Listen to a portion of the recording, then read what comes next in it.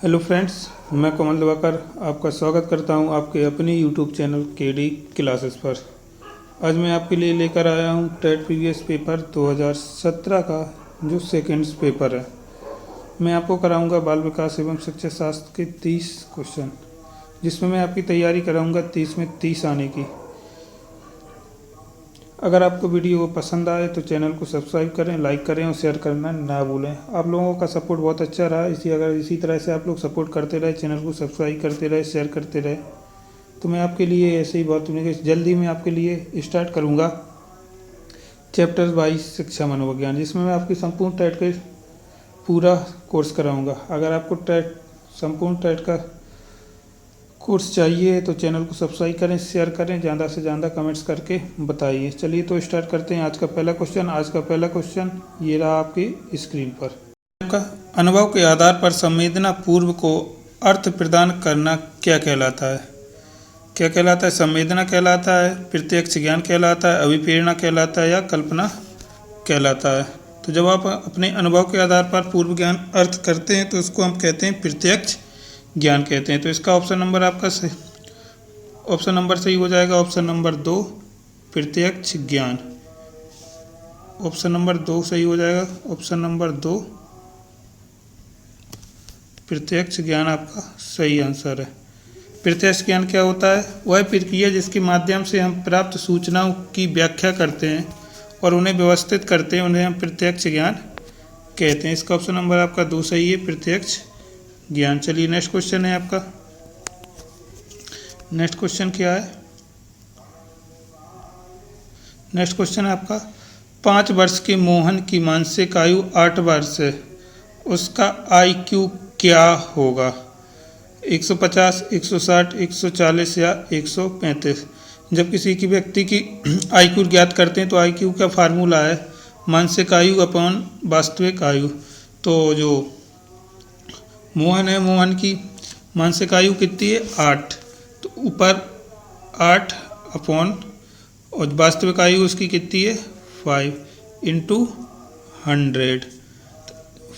5 से इसको डिवाइड कर देंगे तो कितना आ जाएगा? 20 इंटू 8 हो जाएगा तो आ जाएगा 160। तो इसका ऑप्शन नंबर आपका सही हो जाएगा, ऑप्शन नंबर 2 160 सही हो जाएगा। चलिए नेक्स्ट क्वेश्चन है आपका। कौन सा बुद्धि लब्धि स्तर मन बुद्धि वाले स्तरों का प्रशिक्षणीय बुद्धि लब्धि स्तर कहलाता है? क्या कहलाता है? ऑप्शन नंबर 1 है 70 से 89, 50 से 69, 36 से 49 या 35 या एवं उससे कम। इसका ऑप्शन नंबर हो जाएगा आपका ऑप्शन नंबर, जब किसी बुद्धि की मंद बुद्धि होती है तो उसको वो कहती है 36 से 49 कहलाता है मंद बुद्धि बालक। चलिए नेक्स्ट क्वेश्चन है आपका।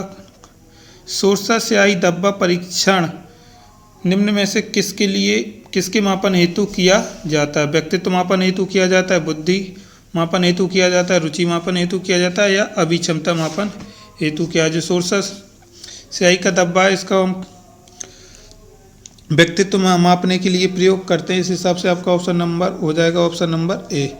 जो सोरसा स्याही धब्बा का परीक्षण है एक स्विस मनोचिकित्सक ने दिया था। इसमें 10 कार्ड्सों का मानक सेट होता है। 10 कार्डों से हम पता करते हैं उसकी व्यक्तित्व कैसा है। चलिए नेक्स्ट क्वेश्चन है आपका। नेक्स्ट क्वेश्चन क्या है? निम्न में से कौन सा विस्मृति का कारण नहीं है? कौन सा कारण नहीं है? अधिगम में कमी कारण नहीं है, स्मरण करने की इच्छा, मानसिक द्वंद्व, अधिगम की दोषपूर्ण विधियाँ। जो विस्मृति है अधिगम की कमी के कारण नहीं होता है स्मरण करने की इच्छा। इसका ऑप्शन नंबर आपका 2 सही हो जाएगा। स्मरण करने की जो इच्छा है वो विस्मृति का कारण नहीं हो सकता है। चलिए नेक्स्ट क्वेश्चन है आपका। विज्ञान जो संख्यात्मक प्रदंत को एक तंत्र करने, विभाजित करने, प्रस्तुत करने, तुलना करने और व्याख्या करने की विधि से संबंधित है क्या कहलाता है? क्या कहलाता है? सांख्यिकी कहलाता है, गणित कहलाता है, ज्यामिति कहलाता है या समभावता कहलाता है? जो विज्ञान है संख्यात्मक प्रदत्त को एकत्र करने के, विभाजित करने के लिए उसे सांख्यिकी कहते हैं। सांख्यिकी के ऐसा विलक्षण लक्षण है जिसकी स्थिति में हम सांख्यिकी का अर्थ विज्ञान कहलाता है। सांख्यिकी विलक्षण स्थिति में सांख्यिकी का अर्थ विज्ञान कहलाता है। जो सांख्यिकी का अर्थ होता है वो विज्ञान कहलाता है। इस हिसाब से ऑप्शन नंबर हो जाएगा ऑप्शन नंबर ए सही। चलिए नेक्स्ट क्वेश्चन है आपका। नेक्स्ट क्वेश्चन देखते हैं। पिछड़े बच्चों के लिए शैक्षिक लब्धि की अवधारणा किसने दी थी? किसने दी थी? गार्टन ने दी थी, सोनेल ने दी थी, बर्टन हॉल ने दी थी या सिरिल वाइट ने दी थी? इसका ऑप्शन नंबर हो जाएगा ऑप्शन नंबर 4 सही। सिरिल वाइट ने दी थी पिछड़े वर्गों की शैक्षिक लब्धि। चलिए नेक्स्ट क्वेश्चन है आपका।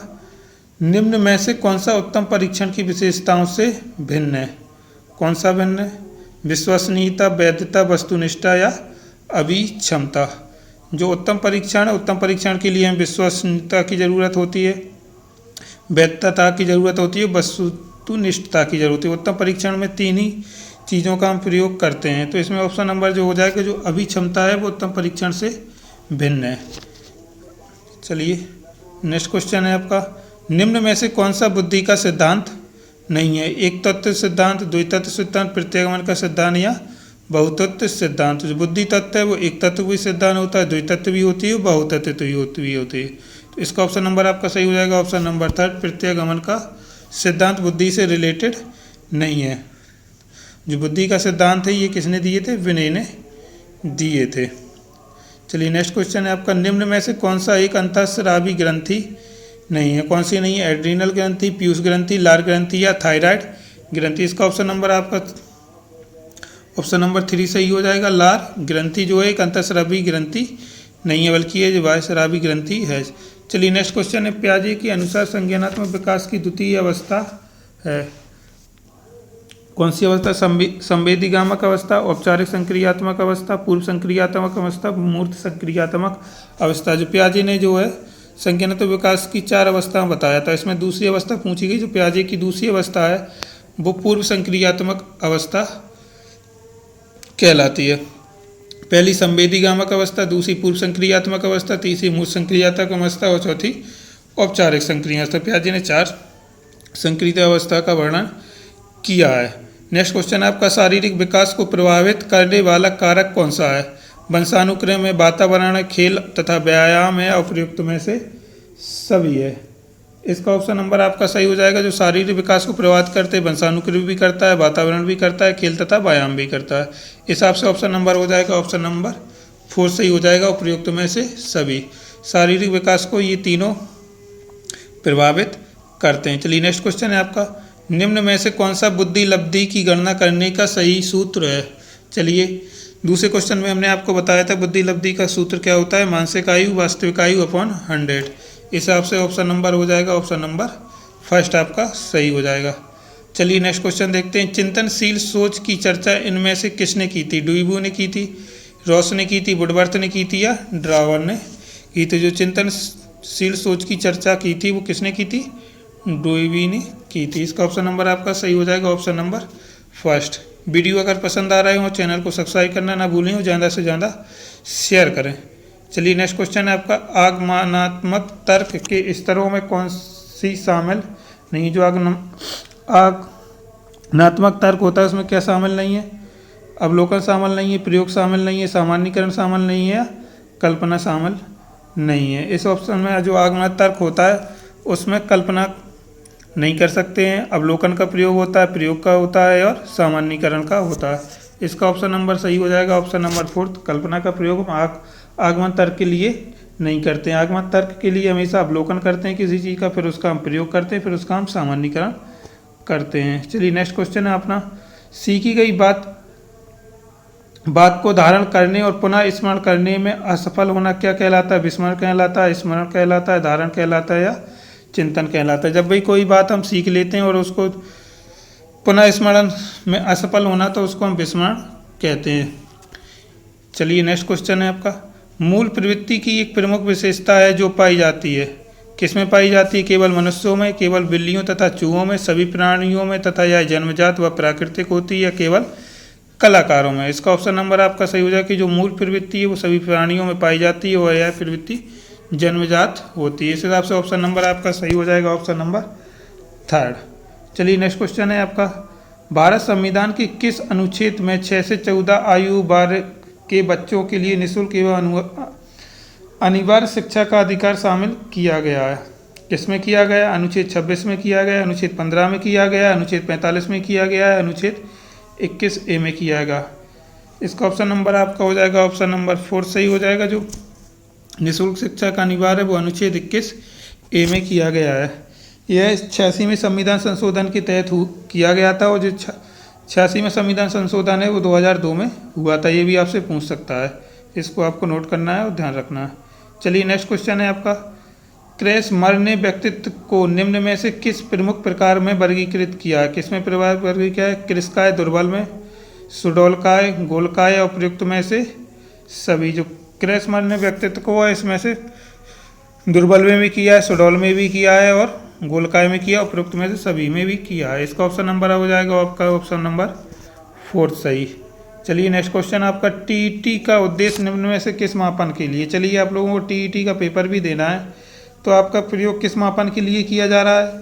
बौद्धिक क्षमता के लिए किया जा रहा है, अभिक्षमता के लिए किया जा रहा है, या अभिवृत्ति के लिए किया जा रहा है, या मूल्य के लिए किया जाएगा? बताइए इसका ऑप्शन कौन सा सही हो जाएगा। जो आप टीईटी का पेपर दे रहे हैं उसको आपको किस क्षमता के लिए किया जा रहा है? इसका ऑप्शन नंबर हो जाएगा ऑप्शन नंबर 2 सही हो जाएगा, अभिक्षमता। आपकी अभिक्षमता देखी जा रही है, जिसके लिए आपको प्रमाण पत्र दिया जाएगा। चलिए नेक्स्ट क्वेश्चन है आपका, संगणन का सिद्धांत निम्न में से किसकी व्याख्या करता है? अधिगम की करता है, स्मृति करता है, अभिप्रेरणा की करता है, या सृजनात्मकता की करता है? इसका ऑप्शन नंबर हो जाएगा, जो संगणन का सिद्धांत है वो स्मृति की व्याख्या करता है। स्मृति एक दीर्घकालिक होती है, जो कई दिनों में, हफ्तों में, या महीनों में, या वर्षों में स्थिर हो जाती है और स्थिर नहीं भी होती है। इसका ऑप्शन नंबर हो जाएगा आपका ऑप्शन नंबर 2 स्मृति। चलिए जो स्मृति का है वो संगणन का सिद्धांत की व्याख्या करता है।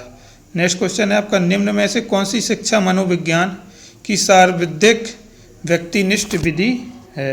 कौन सी विधि है? अंतर्दर्शन, बहिर्दर्शन, अवलोकन, या प्रयोगात्मक? जो शिक्षा मनोविज्ञान की वो सार्वविधिक व्यक्तिनिष्ठ विधि कौन सी है? जो है अंतर्दर्शन। इसका ऑप्शन नंबर हो जाएगा ऑप्शन नंबर 1 सही हो जाएगा, अंतर्दर्शन।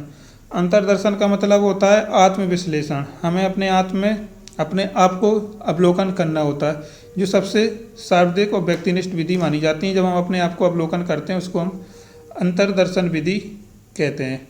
नेक्स्ट क्वेश्चन है आपका, अल्बर्ट बंडूरा निम्न में से किससे संबंधित है? सामाजिक अधिगम सिद्धांत से, व्यवहारिक सिद्धांत, व्यवहारवादी सिद्धांत से, संज्ञानात्मक विकास का सिद्धांत से, या मनोलैंगिक विकास से? जो अल्बर्ट बंडूरा थे वो किससे संबंधित थे? सामाजिक अधिगम सिद्धांत से संबंधित थे। जो कैश चलिए नेक्स्ट क्वेश्चन है आपका, फर्स्ट सही हो जाएगा, सामाजिक अधिगम सिद्धांत। नेक्स्ट क्वेश्चन है आपका, अधिगम वक्र में पठार बनता है कब बनता है? जब अधिगम वक्र में पठार परिपक्वता के कारण, अभिप्रेरणा के कारण, या थकान के कारण, या अभिरुचि के कारण। जो परिपक्वता के कारण तो कभी पठार बन नहीं सकता, बल्कि अब और आगे जाएंगे ना अभिप्रेरणा के कारण पठार बनेगा, थकान के कारण पठार बन सकता है, अभिरुचि के कारण भी पठार नहीं बनेगा। जब आप में रुचि होगी तो आप बिल्कुल रुकेंगे नहीं, तो जब आप थक जाएंगे तो आपको रुकना पड़ेगा और आप में पठार आ जाएगा। इस हिसाब से ऑप्शन नंबर हो जाएगा ऑप्शन नंबर 3 बिल्कुल सही हो जाएगा। वीडियो अगर पसंद आ रही हो चैनल को सब्सक्राइब कर लें, लाइक कर दें और शेयर करना ना भूलें। ज़्यादा से ज़्यादा शेयर करेंगे उसी हिसाब से आपके लिए वीडियो क्लासेस बढ़ती जाएंगी। आपका जैसे सपोर्ट रहेगा वैसे आपके लिए क्लास आती रहेंगी। दर्पण चित्र परीक्षण किसके मापने हेतु प्रयुक्त किया जाता है? अधिगम की गति का, अधिगम स्थानांतरण का, सृजनात्मकता का, या अभिरुचि का? चलिए जो दर्पण चित्र वो किसके लिए प्रयोग किया जाता है? अधिगम स्थानांतरण के लिए तो किया नहीं जा हो सकता कि हम अधिगम इसको स्थानांतरण करने के लिए करें। जो अधिगम स्थानांतरण सृजनात्मकता के लिए भी नहीं करते, सृजनात्मक तो हम अपने बुद्धि से सोचते हैं, और अभिरुचि की भी नहीं करते। जो अधिगम की गति है, अधिगम की गति के लिए हम दर्पण चित्र का परीक्षण करते हैं। ऑप्शन नंबर ए सही हो जाएगा, अधिगम की गति के लिए। इस जो अधिगम कहाँ थे हम आपका, हाँ अधिगम की गति, इसका उपयोग सीखने की दर, हाथ आँख के समन्वय, न्यूरोसाइकोलॉजिकल क्षति को मापने के लिए किया जाता है। चलिए तो ऑप्शन नंबर 25 का ऑप्शन नंबर सही हो जाएगा, ऑप्शन नंबर 1। नेक्स्ट क्वेश्चन आपका, क्लाउडर पिक्चर परीक्षण निम्न में से किसके मापने में प्रयुक्त होता है? बुद्धि, व्यक्तित्व या अभिक्षमता?